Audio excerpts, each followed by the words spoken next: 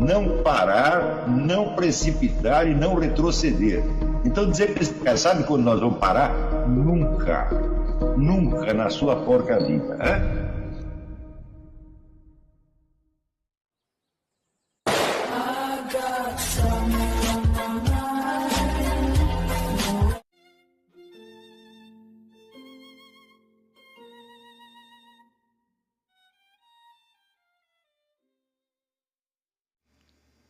E aí pessoal, tranquilo?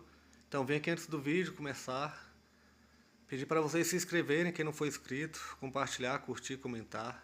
Quem puder seja membro do canal, que isso ajuda bastante. Tem também o link do Apoia-se. Quem puder ajudar nosso canal e apoiar financeiramente vai ser muito bem-vindo.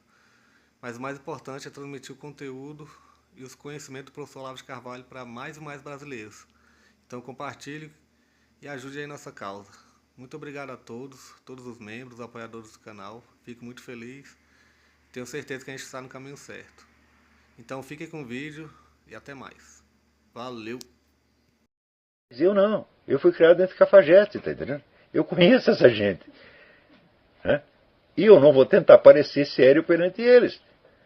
Então, esta coisa faz parte da minha personalidade, vai ser sempre assim, eu não vou mudar, você tá entendendo?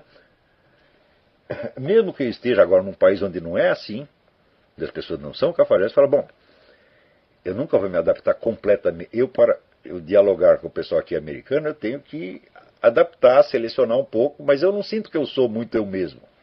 Tá? Eu só falo uma parte. Se eu mostrar outra, eles vão bater em mim.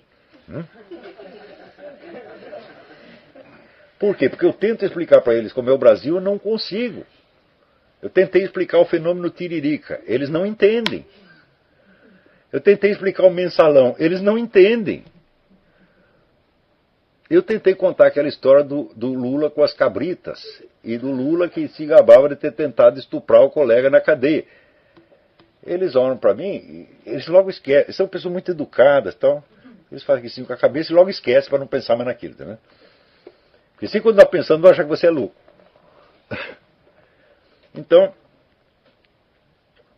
é realmente esse o ambiente no qual nós estamos. E este primitivismo brasileiro, ele aumentou muito, se tornou muito mais grave, muito mais brutal nos últimos anos. Isso quer dizer que aquela geração de intelectuais de esquerda que criou esta situação, eles já morreram. Ou então estão desativados. Né? Eu não sei, por exemplo, o Leandro Conde já morreu. Né? O doutor Emir Sader não interessa porque ele jamais nasceu. Então... E outros como ele, Mariana Chauí, está cada vez mais quietinha. Né? Então eles fizeram essa porcaria toda. Né? E agora vão se retirando do mundo dos vivos, um a um, e deixando a porcaria para trás. E a geração seguinte é muito pior do que eles. Quando você vê quem são os intelectuais da esquerda hoje, tipo Vladimir Safatli, né? Eu digo, mas meu Deus, é um desastre completo. Né? Então, isso quer dizer o seguinte, vocês não vão ter sequer, vocês aqui, vocês não vão ter sequer quem combater. Porque se nós estamos preparados para o combate intelectual, fala, bom, combate intelectual é com intelectuais. Mas não há mais. O que vocês vão ter que fazer é colocar as bases, as primeiras pedras fundamentais da civilização. Vocês vão ter que ensinar as pessoas o que é história, o que é literatura, o que é filosofia, tá entendendo? O que é o bem, o que é o mal, o que é verdadeiro, o que é falso. É isso que vocês vão ter que fazer. Como eu digo, não há mais aquela barreira de ideias para você remover, como havia mais ou menos no tempo do imbecil coletivo. Eu lembro que quando eu comecei a dar aula, o problema não era tanto a esquerda. A influência da nova era ainda era mais poderosa e todo mundo tinha um guru. Um estava no Rajneesh, outro estava no Reverendo Moon, outro estava com o Trigueirinho, né? E o pessoal chegava tudo com aquele veneno na cabeça, então era meses só para você limpar aquilo lá. Né? Depois veio o esquerdismo petista, né? Que muito pessoal começou na nova era e foi para o PT levando aquele material todo da nova era. Né? Mas digo, olha, hoje em dia não existe nem isso. Porque as opiniões esquerdistas que estão em circulação, elas não têm mais nenhuma raiz intelectual. Elas são coisas puramente arbitrárias. E que estão ligadas, sobretudo, a grupos de pressão. Há um grupo gaysista, um grupo abortista, tá certo?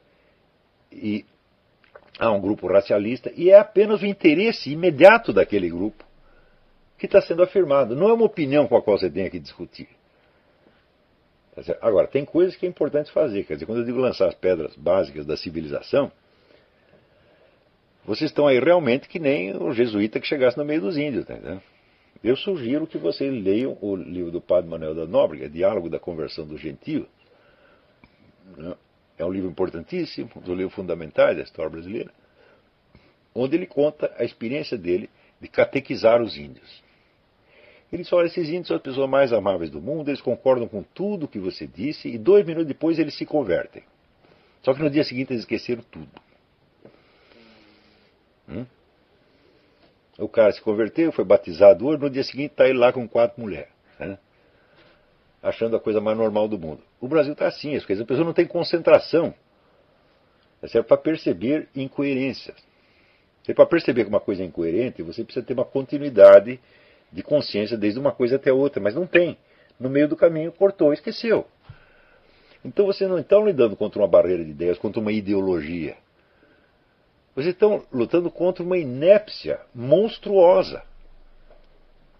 Contra um negócio de incapacidade, de burrice, que raia o retardamento mental. Então, uma coisa que tem que fazer também, entre outras, é restaurar o senso da continuidade histórica. Contar o que aconteceu nesses últimos 40 anos, que ninguém sabe. A ciência da história no Brasil virou exclusivamente hora da saudade dos guerrilheiros dos anos 60.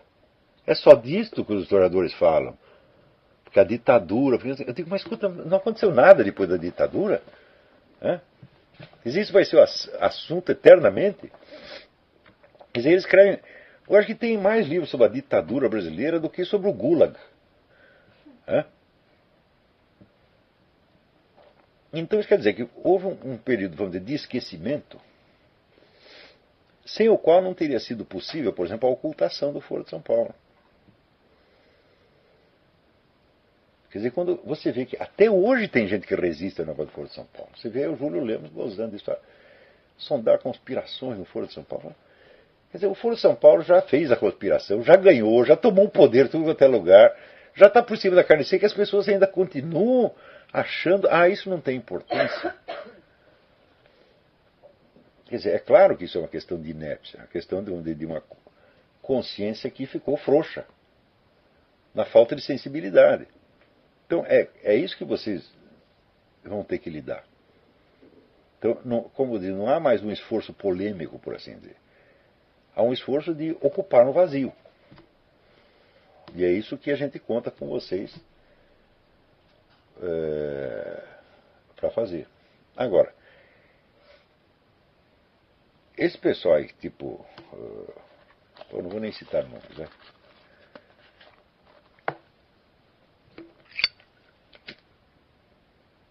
Que aprendeu as coisas comigo e depois acha que basta ele escrever uma coisa em tom de superioridade e já está superado.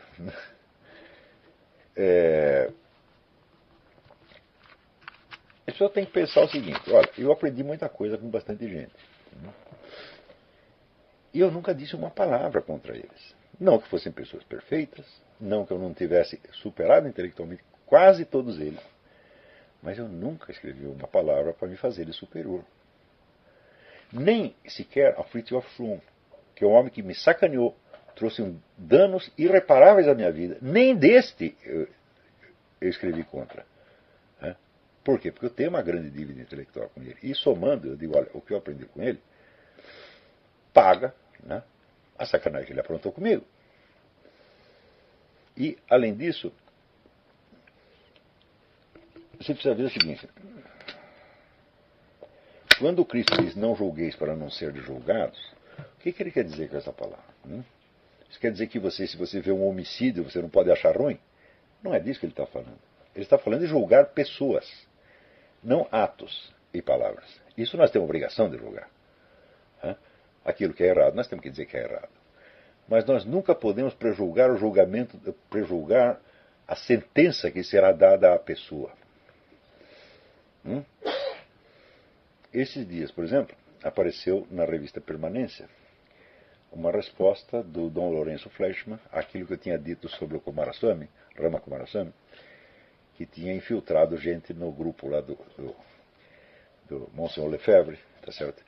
De modo a estimular uma crise. Então, o Dom Lourenço se refere aos 4 bispos que foram sagrados pelo Monsenhor Lefebvre e diz, não, nenhum deles pode ter sido infiltrado, por isso. Bom, eu espero que o Dom Lourenço tenha razão, porque a outra hipótese é medonha, tá certo? Mas,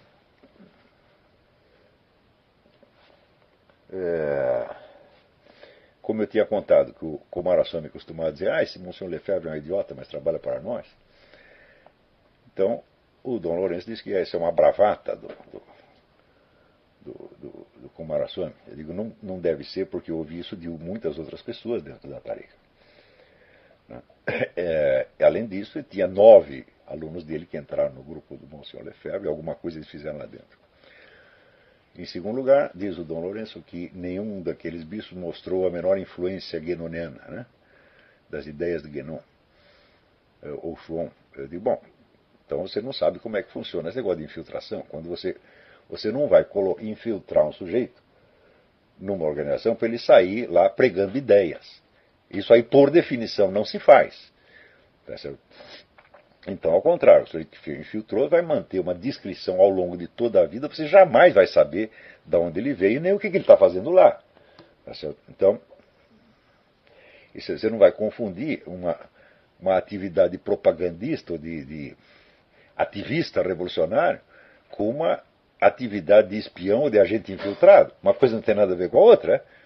Então, quando você vê aqui a história dos grandes infiltrados, como Alger Hiss, por exemplo, ninguém jamais diria que o Alger Hiss tinha nada nem sequer de esquerdista, quanto mais de agente comunista, que era exatamente o que ele era. Então aí o Dom Lourenço não tem muita prática desse negócio. Ele, por não ver sinal de guénonismo ali, ele acha que os caras são insuspeitos. Fala, bom, não sei. Mas o que eu gosto muito do Dom Lourenço e espero que ele tenha razão nessa coisa. Espero que os caras estejam completamente inocentes mesmo. Né? Mas eu digo sinceramente, eu não tenho uma conclusão a esse respeito. Porque, primeiro, eu conheço um pouco esse mecanismo de infiltração e sei que eles não são como ele os imagina. Em segundo lugar, ele desce o cacete no Coomaraswamy, que eu disse, o Coomaraswamy sobre outros aspectos é uma boa pessoa, mas aí ele fez uma sacanagem, etc, etc. E ele diz, que boa pessoa, nada, isso é um pulha, um canalha, etc, etc. Nada que o Coomaraswamy tenha feito de mal, nem contra a Igreja Católica, anulará o bem que ele fez com o livro The Destruction of the Christian Tradition, que é um livro que esclarece muita coisa para os católicos. E eu vi um debate do Coomaraswamy com o fundador da Teologia da Libertação, o padre Gutierrez, que ele reduziu a pó. Tá certo? Eu vi, olha, isso é um bem que ele fez. Então, o mal que o sujeito faz não anula o seu bem. Então, você nunca pode dizer que o sujeito, na sua totalidade, é um canalha. Não, ele fez uma canalice. Claro que na linguagem coloquial, a gente pode dizer, é um filho disso, é não sei o quê. Mas é a figura de linguagem. Mas quando você escreve, né, ele é um pulho, um canalha, não fez nada de bom. Não, isso você está julgando, você está prejulgando. Deus vai somar o bem e o mal, e espero, de coração, que ele perdoe o Coomaraswamy por todo o mal que fez, levando em conta o bem que também fez. O próprio Chuon também, tá certo? Eu posso dizer, ele fez uma tremenda canalice comigo, mas eu não posso somar tudo e dizer que foi tudo canalice. Hã? Então, é isso que o Cristo disse. Você não pode julgar pessoas. Julgar pessoas é só Deus, porque Deus sonda os reis e os corações, ele sabe tudo que tem dentro de você. E ele não vai julgar por pedacinhos separados, como nós fazemos. Né? Nós só conhecemos pedacinhos separados, e por isso nós só podemos julgar os pedacinhos separados, nunca a pessoa na sua totalidade. Então, esse vamos dizer, é o exemplo de como eu acho que a gente tem que tratar as pessoas com as quais a gente tem uma dívida, ou moral, intelectual, até financeira. É isso. Eu não sou capaz de falar mal de um sujeito, por exemplo, que me emprestou dinheiro. Pode ser um mal canalha para os outros. Eu digo, para você ele foi mal, para mim foi bom. Então não sou eu que vou aqui cuspir no túmulo dele.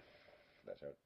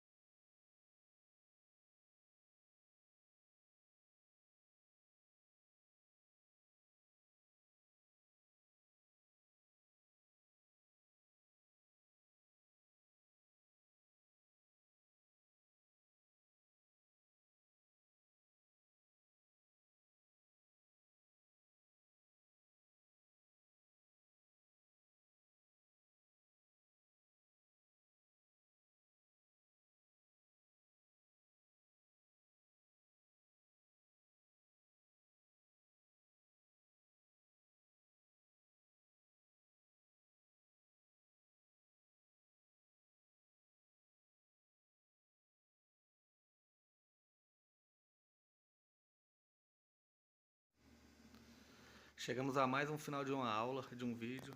Espero que tenham gostado. Quem não se inscreveu ainda, se inscreva, compartilhe, comente. Ajude nosso canal, apoie, seja membro. E ajude nosso canal a chegar a cada dia a mais brasileiros que precisam muito do conhecimento do professor Olavo de Carvalho. Então é isso aí, fique com Deus, até o próximo. Valeu! Então é isso aí, pessoal.